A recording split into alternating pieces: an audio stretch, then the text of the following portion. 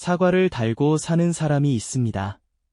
아무 잘못이 없는데도 먼저 고개를 숙이고 상대가 조금이라도 불편한 기색을 보이면 순식간에 미안하다는 말이 나오죠. 처음엔 그냥 착하고 배려 깊은 사람이라고 생각합니다. 그런데 가만히 들여다보면 무언가 다릅니다. 그 사람은 잘못해서 사과하는 게 아니에요. 상대가 화낼까봐, 관계가 틀어질까봐 자신도 모르게 먼저 손을 내밀고 있는 겁니다. 사과가 예의가 아니라 두려움의 언어가 된 거죠. 심리학자들은 이런 패턴을 보며 한 가지 공통점을 발견했습니다. 쉽게 사과하는 사람들 안에는 오래전부터 쌓인 감정의 흔적이 있다는 겁니다. 그 흔적은 어릴 때 시작된 경우가 많고 지금도 조용히 그 사람의 행동을 지배하고 있죠. 이 패턴을 알고 나면 당신 주변의 누군가가 완전히 다르게 보일 거예요. 첫 번째 신호는 바로 아니오라는 말을 못하는 겁니다. 사과를 자주 하는 사람들은 거절 자체를 두려워하는 경우가 많습니다. 그게 연결되느냐고요. 사과와 거절은 사실 같은 뿌리에서 나오거든요. 쉽게 비유해 볼까요? 이건 마치 오래된 자동 반응 장치 같은 겁니다. 상대가 불편한 표정을 짓는 순간 머릿속에서 경보음이 울립니다. 그 경보를 끄는 가장 빠른 방법이 사과예요. 잘못이 있든 없든 상관없습니다. 일단 사과하면 긴장이 풀리고 상황이 무마되고 잠깐이나마 안심할 수 있으니까요. 문제는 이게 반복되면서 하나의 패턴이 된다는 겁니다. 나중에는 의식적으로 판단하지 않아도 자동으로 사과가 나옵니다. 본인조차 왜 사과하는지 모를 때도 있죠.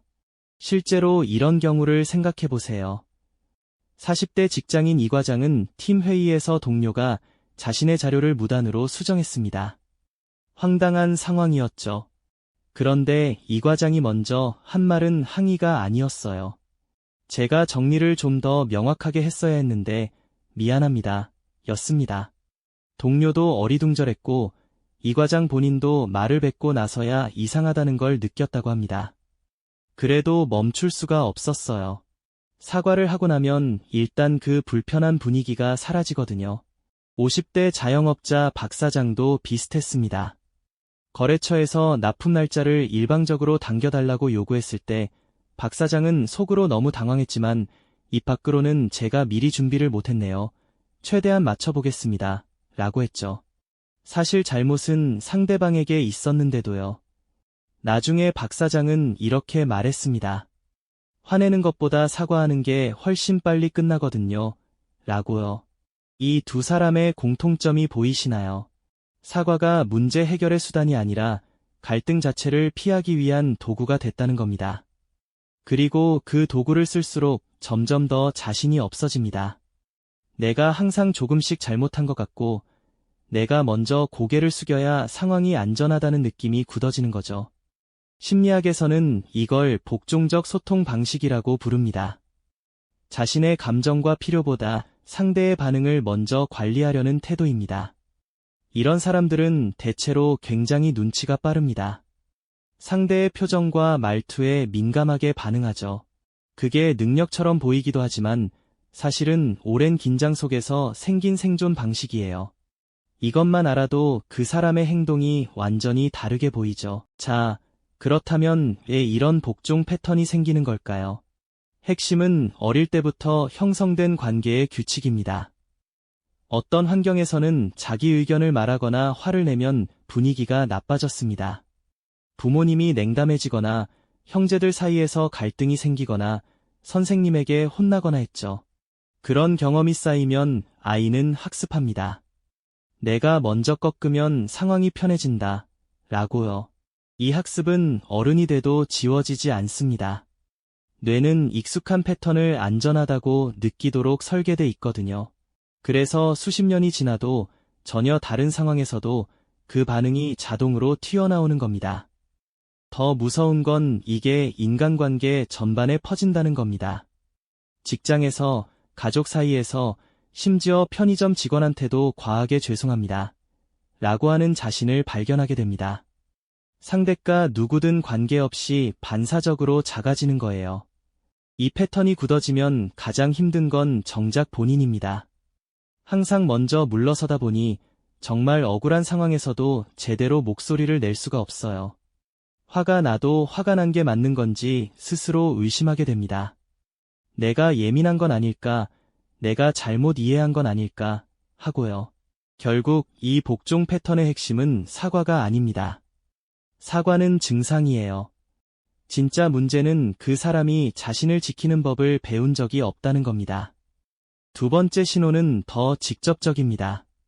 갈등 자체를 재앙처럼 느낀다는 겁니다. 보통 사람들은 갈등이 불편하긴 해도 어느 정도는 자연스러운 일이라고 받아들입니다. 의견이 다를 수 있고, 감정이 부딪힐 수 있고, 그 과정에서 서로를 더 이해하게 된다고 생각하죠. 그런데 사과를 습관처럼 하는 사람들은 다릅니다. 이들에게 갈등은 위험 신호입니다. 관계가 무너질 수도 있다는 공포, 상대가 자신을 떠날 수도 있다는 불안이 즉각적으로 올라오거든요. 쉽게 비유해 볼까요? 이건 마치 지진을 경험한 사람이 작은 진동에도 몸이 굳어버리는 것과 같습니다. 실제로 위험한 상황이 아닌데도 몸은 이미 최악의 상황을 대비하는 거예요. 갈등 회피도 마찬가지입니다. 상대가 조금이라도 언짢아 보이면 그 사람의 몸과 마음은 즉시 비상 상태가 됩니다. 그 비상 상태를 가장 빨리 해제하는 방법이 바로 사과인 거죠. 실제로 이런 경우를 생각해 보세요. 40대 직장인 김대리는 친한 동료와 점심 메뉴를 고르다가 갈등이 생겼습니다. 별것 아닌 상황이었어요. 동료가 중식을 원했고 김대리는 그날따라 몸이 안 좋아서 죽을 먹고 싶었습니다. 잠깐 의견이 엇갈렸는데 동료가 그냥 그럼 따로 먹을까? 라고 했어요. 그 순간 김대리의 가슴이 철렁했습니다. 내가 괜히 고집을 부렸나, 관계가 어색해지는 건 아닐까 싶어서 곧바로 아니야, 나도 중식 좋아. 미안해, 내가 예민했나 봐. 라고 했죠. 몸은 안 좋은 채로 중식을 먹었고 그날 오후 내내 속이 불편했습니다. 그런데 이상하게 마음은 한결 편했다고 합니다. 갈등이 사라졌다는 안도감 때문이었죠. 50대 자영업자 최 사장도 비슷한 경험을 털어놓았습니다. 단골 손님이 말도 안 되는 환불 요구를 했을 때 최 사장은 속으로는 억울했지만 밖으로는 전혀 내색하지 않았습니다. 오히려 제가 설명을 충분히 못 드렸나요? 불편하셨겠어요? 하면서 결국 환불을 해줬어요.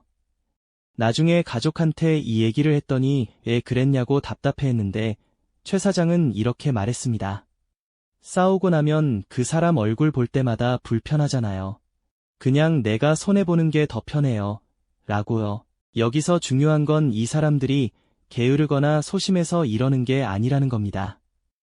이들은 갈등의 결말을 본능적으로 최악으로 예측합니다. 내가 한마디 하면 상대가 폭발할 것 같고 관계가 영원히 틀어질 것 같고 결국 나만 손해를 볼 것 같은 느낌이 드는 거예요. 그 느낌이 너무 강렬하기 때문에 현실에서 실제로 어떤 결과가 나올지 차분하게 생각해 볼 여유 자체가 없습니다. 심리학에서는 이런 상태를 갈등 공포라고 표현합니다. 갈등을 단순한 의견 충돌이 아니라 관계 자체의 위협으로 인식하는 거예요. 이런 사람들은 갈등을 피하기 위해 굉장히 많은 에너지를 씁니다. 말 한마디 하기 전에 상대가 어떻게 받아들일지 수십 번 시뮬레이션하고 혹시 오해가 생길까 봐 표현을 계속 다듬고 결국 하고 싶은 말을 꺼내지 못한 채 속으로 사귀는 경우가 많습니다. 그 과정에서 정작 자신의 감정은 뒷전이 됩니다. 억울해도 억울하다고 못하고 화가 나도 화났다고 못하고 상처를 받아도 상처받았다는 티를 내지 않습니다. 그렇게 쌓인 감정들은 어딘가로 사라지지 않아요. 조용히 내면에 쌓이다가 엉뚱한 방식으로 터지거나 아니면 깊은 무기력감과 자기의심으로 변해버립니다. 정리하면 갈등 회피는 평화를 지키는 게 아니라 자신을 조금씩 잃어가는 과정입니다. 세 번째는 좀 더 교묘합니다. 겉으로는 겸손해 보이는데 속을 들여다보면 자신에 대한 믿음이 바닥에 가깝다는 겁니다. 사과를 자주 하는 사람들은 대부분 스스로를 낮게 평가하는 경향이 있습니다. 그런데 본인은 그걸 잘 모릅니다. 그냥 나는 겸손한 사람이야. 나는 배려심이 많은 사람이야 라고 생각하거든요. 하지만 진짜 겸손과 낮은 자존감은 전혀 다른 겁니다. 쉽게 비유해 볼까요? 진짜 겸손은 자신의 가치를 알면서도 앞에 나서지 않는 겁니다. 반면 낮은 자존감은 처음부터 자신에게 가치가 없다고 느끼는 거예요. 이건 마치 튼튼한 나무가 바람에 유연하게 흔들리는 것과 뿌리가 썩어서 조금만 건드려도 넘어질 것 같은 나무의 차이와 같습니다. 겉모습은 비슷해 보여도 내부는 완전히 다르죠. 실제로 이런 경우를 생각해 보세요. 50대 직장인 이 부장은 회사에서 늘 칭찬을 받는 사람이었습니다. 일도 잘하고 후배들한테도 친절하고 윗사람한테도 예의 바르다는 소리를 달고 살았죠. 그런데 이 부장에게는 아무도 모르는 습관이 있었습니다. 매일 밤 그날 있었던 일들을 되짚으면서 내가 뭔가 실수한 건 아닐까, 저 사람이 나한테 짧게 대답했는데 내가 기분 나쁘게 한 건 아닐까 하고 혼자 반성하는 시간을 가졌어요. 그리고 다음날 그 사람을 만나면 어제 제가 말이 좀 많았죠. 죄송합니다. 하고 먼저 사과했습니다. 상대방은 무슨 말인지도 몰랐지만 이 부장은 그래야 마음이 편했습니다. 사과를 해야 자신이 나쁜 사람이 아니라는 확인이 됐거든요. 40대 자영업자 정 사장은 또 다른 방식으로 이게 나타났습니다. 손님이 조금이라도 불만스러운 표정을 지으면 정 사장은 즉각 제가 부족했죠. 정말 죄송합니다. 하고 몸을 낮췄습니다. 직원들이 보기에도 과하다 싶을 정도였어요. 한 번은 직원이 왜 그렇게까지 하냐고 물었더니 정 사장은 이렇게 대답했습니다. 손님이 실망하면 그게 다 내 잘못인 것 같거든요. 라고요. 문제는 정 사장이 진짜로 그렇게 믿고 있었다는 겁니다. 자신이 충분하지 않아서 손님이 불만을 가진다고 자신이 더 잘했더라면 이런 일은 없었을 거라고요. 이 두 사람의 공통점이 있습니다. 자신을 기본값이 낮은 사람으로 설정해 놨다는 거예요. 무슨 일이 생기면 일단 내 잘못부터 찾습니다. 책임의 화살이 자동으로 자기 자신을 향하는 거죠. 이런 사람들은 칭찬을 받아도 온전히 받아들이지 못합니다. 그냥 운이 좋았던 거야, 저 사람이 모르는 게 있어서 그런 말을 하는 거야 하고 흘려보내요. 반면 비판은 아주 깊이 새깁니다. 작은 지적 한마디가 며칠씩 머릿속을 맴돌기도 하죠. 심리학에서는 이걸 낮은 자기 효능감이라고 표현합니다. 쉽게 말하면 나는 제대로 해낼 수 있는 사람이 아니다 라는 내면의 믿음입니다. 이 믿음은 말로 표현되지 않을 때가 많아요.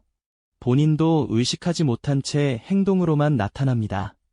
그 행동 중 하나가 바로 습관적인 사과인 거죠. 더 무서운 건 이 패턴이 사과를 받는 상대방에게도 영향을 미친다는 겁니다. 처음에는 저 사람 참 겸손하다고 느끼지만 시간이 지나면 왠지 이 사람과 함께 있으면 피곤하다거나 뭔가 답답하다는 느낌이 듭니다. 관계의 균형이 무너지기 때문이에요. 한 사람이 계속 작아지면 상대방은 자신도 모르게 더 큰 자리를 차지하게 됩니다. 그게 편한 사람도 있지만 대부분은 결국 부담스럽다고 느끼게 되죠. 여기까지가 세 번째 신호입니다. 네 번째 패턴을 보면 더 명확해집니다. 습관적으로 사과하는 사람들의 이야기를 깊이 들어보면 거의 예외 없이 어린 시절로 거슬러 올라가게 됩니다. 이건 단순한 성격의 문제가 아닙니다. 아주 어릴 때부터 반복적으로 학습된 생존 방식이에요. 그리고 그 학습은 너무 이른 나이에 너무 깊이 새겨졌기 때문에 어른이 된 지금도 여전히 그 사람을 움직이고 있습니다. 쉽게 비유해 볼까요? 이건 마치 어릴 때 뜨거운 냄비를 만졌다가 손을 댄 경험과 같습니다. 그 이후로는 냄비 근처에만 가도 몸이 먼저 움츠러들죠. 실제로 차가운 냄비여도 상관없습니다. 몸이 기억하는 건 뜨겁다는 느낌이거든요.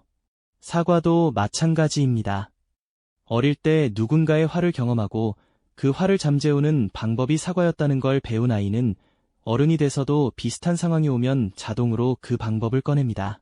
실제로 이런 경우를 생각해 보세요. 50대 직장인 한 차장은 어릴 때 집안 분위기가 늘 긴장감으로 가득했습니다. 아버지가 기분이 안 좋은 날이면 온 가족이 숨을 죽였어요. 그 분위기를 깨는 건 항상 한 차장의 몫이었습니다. 아빠, 제가 잘못했어요. 라고 먼저 말하면 아버지가 조금 누그러지는 걸 알았거든요. 그게 잘못이 아니어도 상관없었습니다. 중요한 건 그 긴장된 공기를 빨리 끝내는 거였으니까요. 한 차장은 그렇게 수십 년을 살았습니다. 지금은 아버지와 한 집에 살지도 않고 그런 상황도 아닌데 직장에서, 친구들 사이에서, 심지어 낯선 사람들 앞에서도 똑같은 방식으로 반응합니다. 몸이 기억하는 방식대로요. 40대 자영업자 윤 씨는 조금 다른 방식으로 이게 새겨졌습니다. 윤 씨의 어머니는 직접 화를 내는 분이 아니었어요. 대신 자식이 마음에 들지 않으면 말없이 차갑게 굴었습니다. 밥을 먹어도 대답이 없고 불러도 못 들은 척하고 며칠씩 그 상태가 이어졌죠. 어린 윤 씨에게 그건 폭발하는 화보다 훨씬 더 무서웠습니다. 버려지는 느낌이었거든요. 그래서 어머니의 눈치가 조금이라도 안 좋으면 윤 씨는 재빨리 제가 잘못했어요. 라고 말했습니다. 그러면 어머니가 다시 원래대로 돌아왔거든요. 지금의 윤 씨는 어머니 앞에서가 아니라 거래처 사람들 앞에서도, 손님들 앞에서도 같은 방식으로 반응합니다. 상대가 조금이라도 냉랭해지면 즉각 사과가 나와요. 그 차가운 침묵이 너무 익숙하고 너무 무서워서요. 이 두 사람의 이야기에서 중요한 게 있습니다. 이들이 사과를 배운 건 선택이 아니었다는 겁니다. 그 환경에서 살아남기 위해 스스로 터득한 방법이었어요. 그리고 그 방법은 실제로 효과가 있었습니다. 아버지의 화를 잠재웠고 어머니의 냉담함을 녹였으니까요. 문제는 그 방법이 너무 잘 통했기 때문에 내가 이걸 정답으로 기억해버렸다는 겁니다. 심리학에서는 이런 현상을 정서적 조건화라고 부릅니다. 특정 상황에서 특정 반응을 반복하다 보면 나중에는 상황이 비슷하기만 해도 그 반응이 자동으로 튀어나오는 거예요. 어른이 된 지금 그 상황은 더 이상 존재하지 않습니다. 아버지도 어머니도 그 집도 없어요. 하지만 몸과 뇌는 아직도 그 어린아이 시절의 방식으로 반응하고 있습니다.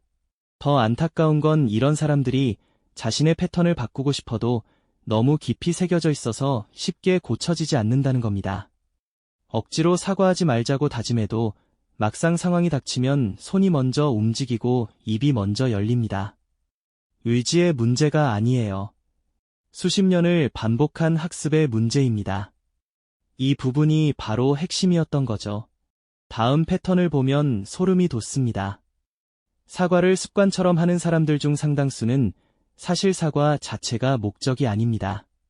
그 사과를 통해 얻으려는 게 따로 있어요. 바로 상대방의 인정과 따뜻한 반응입니다. 미안하다고 말했을 때 상대가 괜찮아 라고 해주는 그 순간 이 사람들은 짧지만 강렬한 안도감을 느낍니다. 그 안도감이 너무 좋아서 자꾸 그 상황을 만들게 되는 거예요. 쉽게 비유해 볼까요? 이건 마치 어떤 사람들이 위기 상황을 만들어 놓고 스스로 해결하면서 안도감을 느끼는 것과 비슷합니다. 사과도 마찬가지예요. 내가 먼저 잘못을 인정하면 상대가 나를 나쁜 사람으로 볼 이유가 없어집니다. 그러면 상대는 괜찮다고 하거나 오히려 위로를 해주기도 하죠. 그 순간이 이 사람에게는 관계가 안전하다는 확인이 됩니다. 나는 여전히 받아들여지고 있다는 신호거든요. 실제로 이런 경우를 생각해 보세요. 40대 직장인 오대리는 팀 안에서 유독 사람들에게 잘 맞춰주는 스타일이었습니다. 회식 장소도 자신이 원하지 않는 곳이어도 좋아, 나는 다 괜찮아, 했고, 업무 분담도 불공평하다 싶어도 제가 더 할게요, 했어요. 그리고 혹시라도 자신이 원하는 걸 살짝 말했다가 분위기가 어색해지면 제가 괜한 말을 했네요. 미안해요. 하고 곧바로 걷어들였습니다. 동료들은 오대리를 두고 참 무던한 사람이라고 했어요. 그런데 오대리는 퇴근하고 혼자 있을 때면 이상하게 공허했습니다. 하루 종일 사람들과 잘 지냈는데도 정작 자신이 진짜로 원하는 게 뭔지 모르는 느낌이 드는 거예요. 50대 자영업자 강 사장은 더 극적인 방식으로 이게 드러났습니다. 강 사장은 지인들 사이에서 늘 먼저 연락하고, 먼저 챙기고, 먼저 사과하는 사람이었어요. 친구가 약속에 늦어도 강 사장이 먼저 내가 장소를 잘못 잡았나 라고 했고, 거래가 잘못돼도 내가 설명을 부족하게 했나 봐 라고 했습니다. 주변 사람들은 편하다고 했지만 강 사장 본인은 항상 먼저 연락이 오길 기다렸습니다. 내가 이렇게 챙겨줬으니까 상대도 나를 소중히 여겨야 하는 거 아닌가 라는 기대가 있었어요. 그 기대가 충족되지 않으면 며칠씩 마음이 가라앉고 내가 뭘 잘못한 건지 다시 또 생각하게 됐습니다. 이 두 사람에게서 공통점이 보이시나요?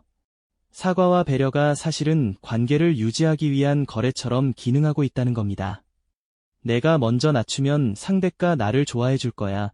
내가 잘못을 인정하면 상대가 나를 떠나지 않을 거야.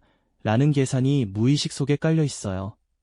물론 본인은 그걸 계산이라고 생각하지 않습니다.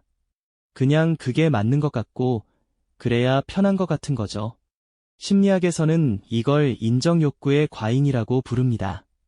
사람이라면 누구나 인정받고 싶은 마음이 있습니다. 그건 자연스러운 감정이에요. 그런데 그 욕구가 지나치게 강해지면 인정을 받기 위해 자신을 희생하는 패턴이 생깁니다. 자신의 감정과 필요는 뒷전으로 밀어두고 상대의 반응에 따라 자신의 가치를 판단하게 되는 거예요. 더 무서운 건 이 패턴이 관계를 오히려 망가뜨린다는 겁니다. 처음에는 상대가 편하고 좋다고 느끼지만 시간이 지나면 이 사람이 왜 이렇게까지 하지? 라는 의구심이 생깁니다.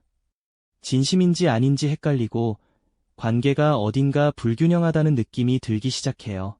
그리고 정작 사과를 자주 하는 본인은 자신이 이토록 노력하는데 왜 관계가 항상 이 모양인지 이해하지 못합니다. 인정은 사과로 얻을 수 없습니다. 그게 이 챕터의 핵심입니다. 여기서부터가 진짜 중요합니다. 지금까지 5가지 패턴을 살펴봤습니다. 복종적인 반응, 갈등 회피, 낮은 자존감, 어린 시절의 학습, 인정 욕구까지요. 이걸 읽으면서 혹시 나 얘기인가 싶으셨던 분들이 계실 겁니다. 아니면 주변에 누군가가 떠오르셨을 수도 있어요. 중요한 건 이 패턴이 발견됐다는 것 자체가 이미 변화의 시작이라는 겁니다. 보이지 않으면 바꿀 수 없거든요. 쉽게 비유해 볼까요? 이건 마치 오랫동안 구부정한 자세로 살아온 사람이 처음으로 거울 앞에 선 것과 같습니다. 거울을 보기 전에는 자신이 구부정한지도 몰랐어요. 그냥 그게 편한 자세인 줄 알았죠. 그런데 거울에 비친 모습을 보고 나면 이제는 의식적으로 허리를 펼 수 있습니다. 처음에는 어색하고 불편합니다. 오히려 바른 자세가 더 이상한 것처럼 느껴지기도 해요. 그래도 계속 하다 보면 어느 순간 그게 자연스러워집니다. 습관적인 사과도 마찬가지예요. 실제로 이런 경우를 생각해 보세요. 50대 직장인 류 부장은 어느 날 회의 중에 자신이 또 사과하고 있다는 걸 처음으로 의식했습니다. 예전 같으면 그냥 넘어갔을 텐데 그날은 이상하게 그 순간이 슬로모션처럼 보였어요. 잘못이 없는데 내가 왜 지금 사과를 하고 있지? 라는 생각이 들었거든요. 류 부장은 그 이후부터 조금씩 달라지기 시작했습니다. 바로 바꾸지는 못했습니다. 여전히 습관적으로 미안하다는 말이 나왔어요. 그런데 전과 달라진 게 있었습니다. 사과하고 나서 또 했네 라고 인식하게 된 거예요. 그게 작은 것 같아도 엄청난 차이였습니다. 자동으로 돌아가던 반응에 처음으로 의식이 끼어든 거거든요. 40대 자영업자 임 씨는 조금 더 구체적인 방법을 썼습니다. 사과하고 싶은 순간이 오면 바로 말을 꺼내는 대신 딱 3초를 세기로 했어요. 3초 동안 이게 진짜 내 잘못인지 아닌지만 생각하는 겁니다. 처음에는 3초가 너무 길게 느껴졌습니다. 그 사이에 상대가 화낼 것 같고 분위기가 이상해질 것 같고 불안감이 확 올라왔거든요. 그런데 실제로 3초 동안 아무 일도 일어나지 않았습니다. 상대는 그냥 기다렸고 분위기가 이상해지지도 않았어요. 임 씨는 그 경험이 충격이었다고 했습니다. 내가 그토록 두려워하던 결과가 실제로는 일어나지 않는다는 걸 처음으로 몸으로 느꼈거든요. 이 두 사람의 이야기에서 중요한 게 있습니다. 변화는 한 번에 일어나지 않는다는 겁니다. 수십 년간 굳어진 패턴이 하루아침에 바뀔 수는 없어요. 그리고 그게 바뀌지 않는다고 해서 이 사람이 의지가 없거나 노력이 부족한 게 아닙니다. 패턴이 그만큼 깊이 새겨져 있다는 뜻이에요. 중요한 건 속도가 아니라 방향입니다. 조금씩이라도 자신의 반응을 인식하고 조금씩이라도 다른 선택을 시도해보는 것 자체가 이미 변화입니다. 심리학에서는 이 과정을 자기 관찰이라고 부릅니다.